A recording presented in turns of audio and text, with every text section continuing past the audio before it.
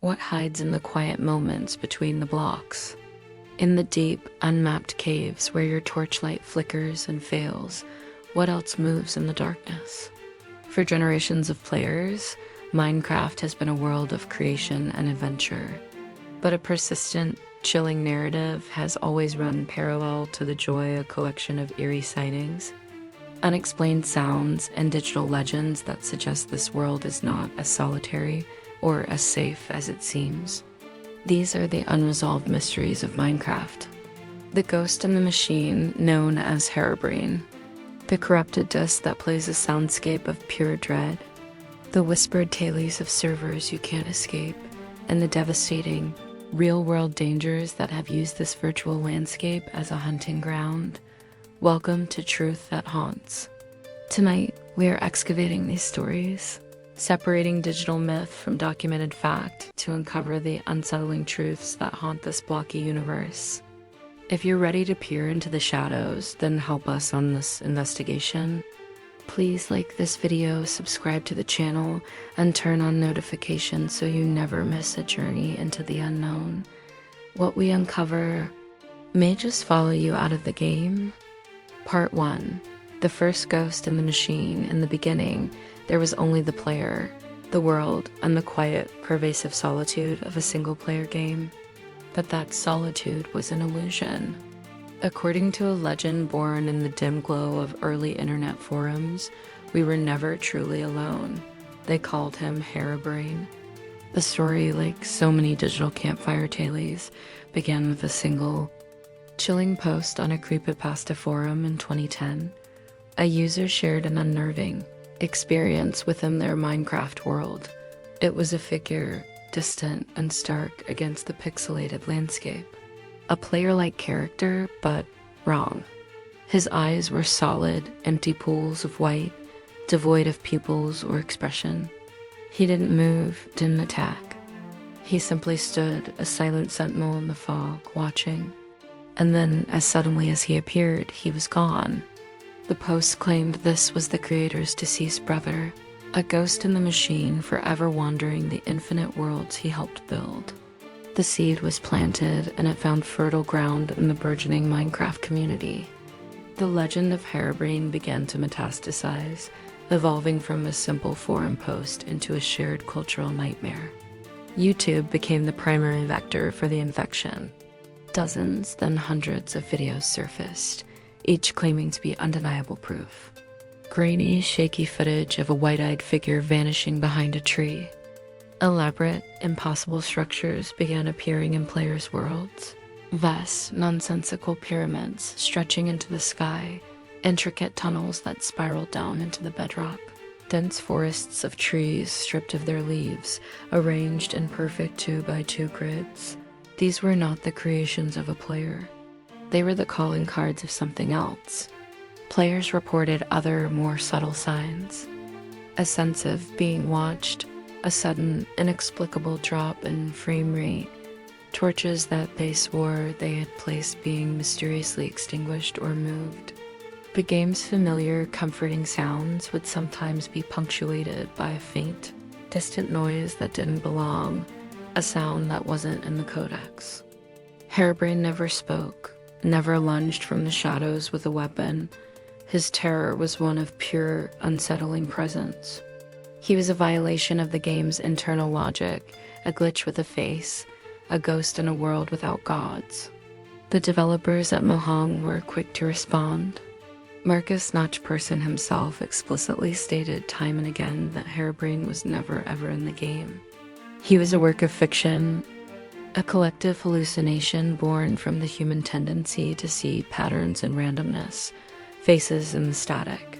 There was no deceased brother, no secret entity coded into the depths of the program. And yet, a strange thing began to happen. With official update after official update, nestled among the patch notes detailing new mobs and fixed bugs, a cryptic recurring line would appear: removed Herobrine. It became an inside joke for the developers, a playful wink to the community's most enduring myth. But for believers, it was something else entirely. Why would they keep removing something that was never there? Was it truly a joke? Or was it a subtle admission, a way of quietly patching out a digital haunting they couldn't fully explain? A spectral presence that kept finding its way back into the code? The question lingers, as persistent as the legend itself. In the silent, sprawling worlds of single player, where the only sounds are the wind and the crunch of gravel underfoot, why do players still feel a prickle on their necks? Why do they still scan the distant tree line? Their hearts skipping a beat at the sight of a lone, blocky figure, only to realize it's just a strangely generated mushroom? Herobrine is more than a creepypasta. He is the original digital ghost, a testament to the fear that in a world we built ourselves, we might not be the only conscious thing walking there. He is the silence that watches back, the blink, white eyes in the fog, a legend that refuses to die, because in the deep, quiet dark of a Minecraft cave, we can never be entirely sure he isn't real. But if Herobrine was the original ghost, a passive observer of our virtual lives, what happens when the entity in the machine becomes something far more aggressive? When the watcher in the shadows doesn't just observe, but hunts? Part 2. The Echo in the Static, the Mystery of Disc 11, the Legend of Herobrine, taught us that we might not be alone in these worlds. But it was a silent visual horror, a figure seen but not heard. What if the true terror wasn't a ghost you could see, but one you could only hear? A sound that once played forever changes the atmosphere of your safe haven, turning a world of creation into a crime scene. This is the mystery of Music Disc 11. In the sunlit, surface-level joy of Minecraft, music is a comfort. The gentle, ambient melodies of C418 soundtrack are the game's heartbeat. Even the other music discs found in dungeon chests or dropped by creepers offer playful, if sometimes melancholic, tunes. They are rewards. Disc 11 is a punishment. It is an anomaly, a corrupted piece of media that feels like it doesn't belong in this or any game. To play it is to invite a chill into your world. It doesn't sound like a song. It sounds like a recording of a man's final moments, trapped forever in the code. It begins with the unmistakable crackle and pop of a damaged vinyl record, a sound of age and decay that is utterly alien to the digital purity of the Minecraft universe. Then, the sounds begin to assemble into a narrative of pure dread. You hear hesitant, stumbling footsteps on what seems like gravel or stone. The pace is wrong. This isn't the confident stride of a player mining for resources. This is the gait of someone lost, scared, or being pursued. The footsteps are punctuated by the frantic, metallic scrape of digging. It's not the efficient thwack of a pickaxe on stone. It's the desperate, panicked clawing of someone trying to burrow to safety. And underneath it all, the most human and terrifying sound of all, ragged, strained breathing. The breath hitches, it gasps. It is the sound of a body pushed to its absolute limit by sheer, unadulterated fear. The soundscape builds to a horrifying yet ambiguous climax. The digging stops abruptly. The footsteps break into a sprint. There is a moment of sheer, silent tension, and then a loud, startling sound that some interpret as a fireball igniting, others as a monstrous roar, and others still as the shattering of the record itself. It is followed by a sharp, pained exhalation, and then silence. Not a peaceful silence, but a heavy, empty void. The record's static returns for a moment before the track loops, eternally replaying this snippet of digital trauma. Theories about what Disc 11 represents have festered in the community for over a decade. The most popular is that it is the final recording of the original player, Steve, being hunted and ultimately killed by a creeper.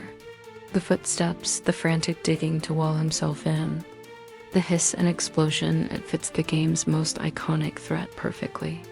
Others believe it is a meta-narrative, a recording of the game's own developer, lost in the dark labyrinthine code of his creation, stumbling upon something he was never meant to find. Some even whisper it is the audio log of Herobrine's victim, a ghost story given a voice. The most unsettling fact, the one that elevates this from a clever Easter egg to a genuine mystery, is Mojang's steadfast silence.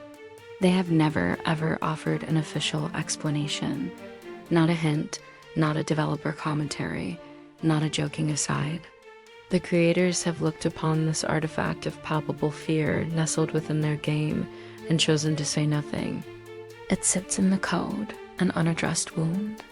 Why would a game beloved by children and adults alike contain something so unambiguously horrific?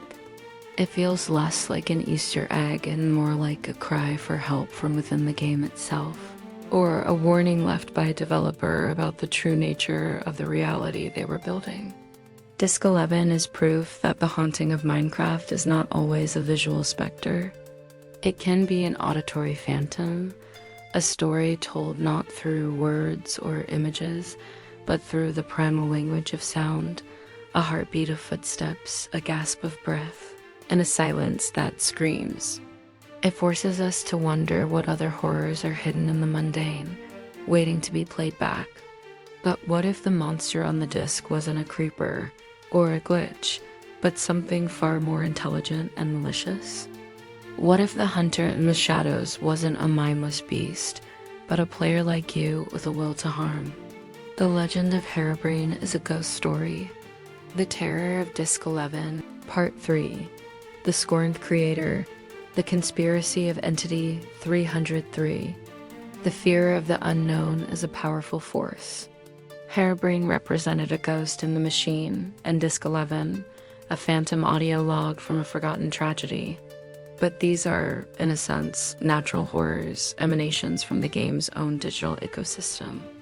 The Legend of Entity 303 introduces a far more unsettling concept, that the monster isn't Ennet, but a he. Not a glitch, but a ghost with a grudge. This is the story of a rogue developer, a man scorned, who decided to use his godlike access to terrorize the very players he helped create a world for. According to the lore that began circulating on forums and YouTube around 2014, Entity 303 was not a myth, but a disgruntled former employee of Mojang. The story goes that he was fired for unethical experimentation, for tampering with the game's core code in ways that crossed the line. Humiliated and seething with rage, he allegedly vowed revenge. Using a stolen, modified version of the game, a master key to every world, he began a campaign of digital terrorism. He wasn't a passive observer like Herobrine. He was an active, intelligent, and malevolent predator. Players began reporting experiences that defied all conventional understanding of the game. These were not simple glitches. These were targeted attacks.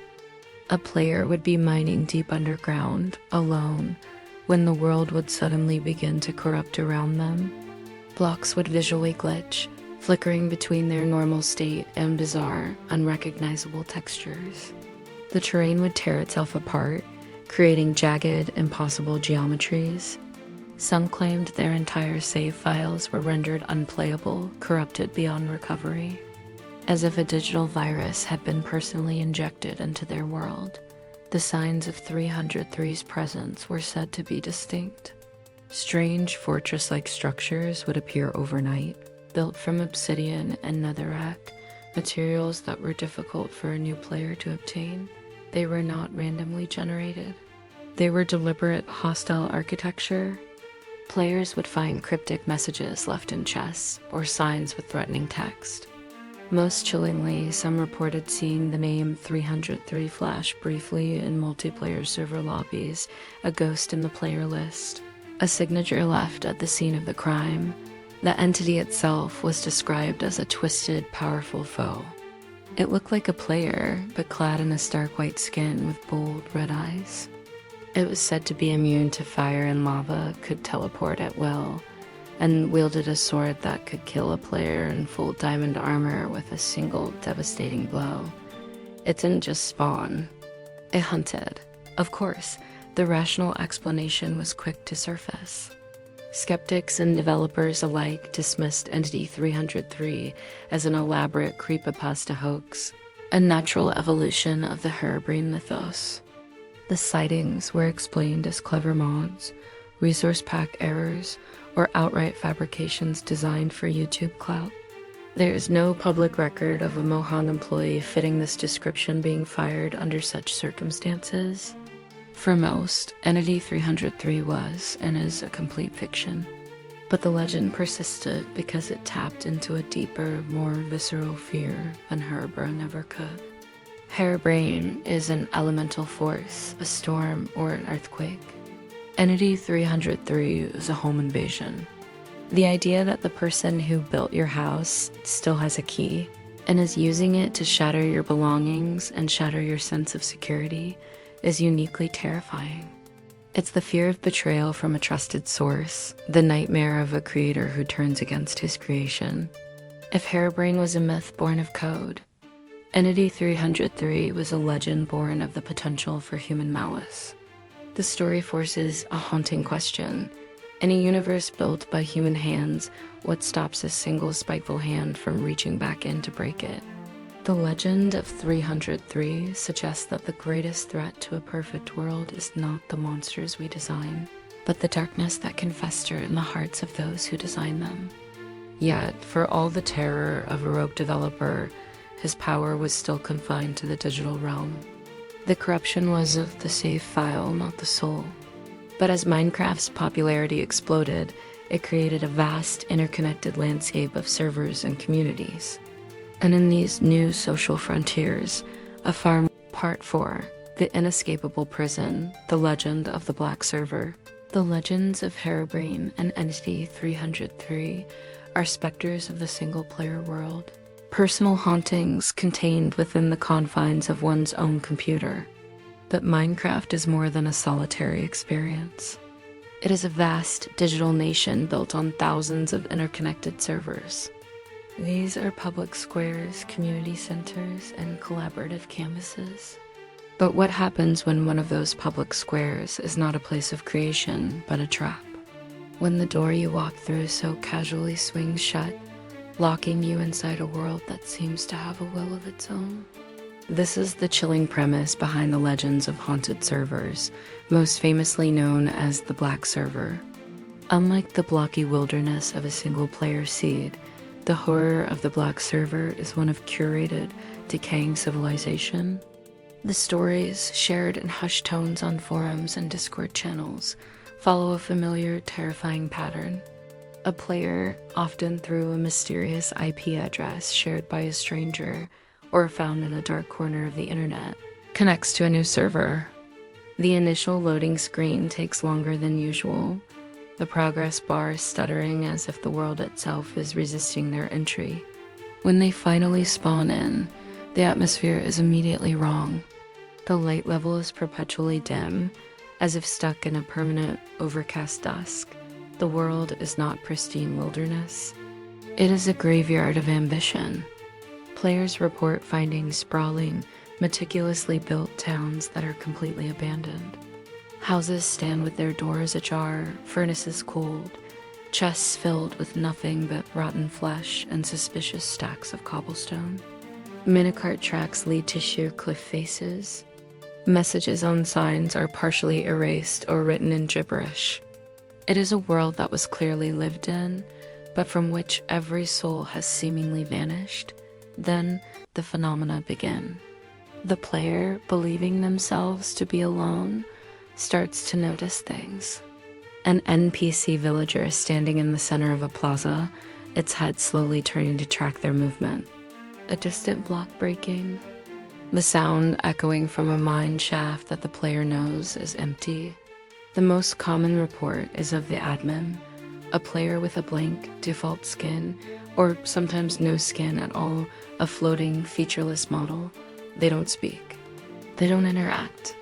They simply appear, standing on a distant hilltop, or at the far end of a long corridor, motionless, watching.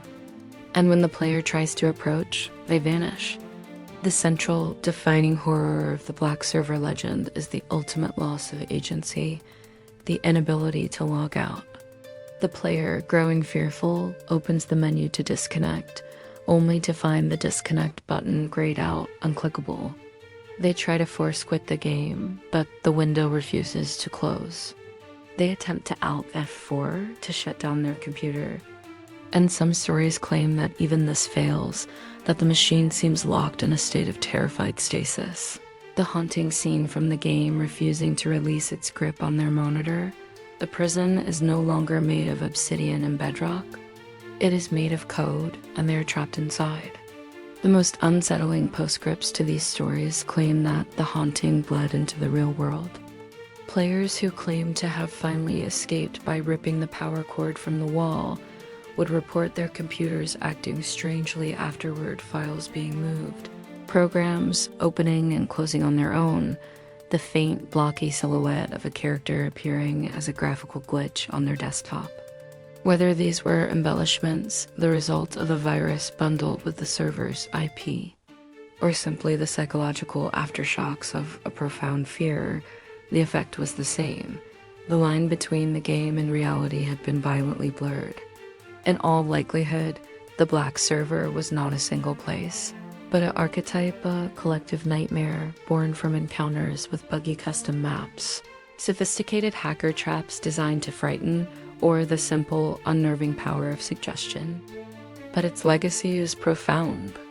It taps into the primal fear of being trapped, of losing control in a space you voluntarily entered. In a game of endless worlds and infinite freedom, the most terrifying concept is a world with no exit. It suggests that some corners of this digital universe are not just empty, but actively malevolent, that some servers don't just feel haunted, They feel alive, and not everything that is alive wants you to leave. These digital legends of ghosts, rogue developers, and inescapable prisons are terrifying because they exist in the realm of the hypothetical, the unproven. They are shadows on the cave wall. But the final and most disturbing chapter of Minecraft's dark side is not a shadow.